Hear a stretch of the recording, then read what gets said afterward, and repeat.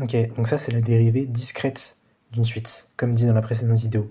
Mais parallèlement, on peut définir la primitive principale de un, discrète toujours. Et on peut faire le parallèle avec l'intégrale d'une fonction continue. C'est-à-dire que là, si on a cette fonction-là, l'intégrale ça va être l'air sous la courbe, et la primitive discrète c'est ce qui va permettre d'évaluer l'air sous ces trucs. Et donc en fait ce sera vraiment sous la forme d'une somme, et donc on va le noter comme ça.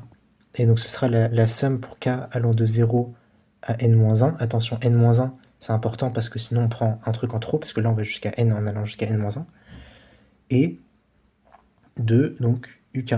Sauf que ça, c'est qu'une seule des formes, et là je parle pas du fait qu'on peut ajouter une constante, mais je parle du fait que on peut définir la suite sur z plutôt que sur n, auquel cas, là ça va plutôt faire comme ça.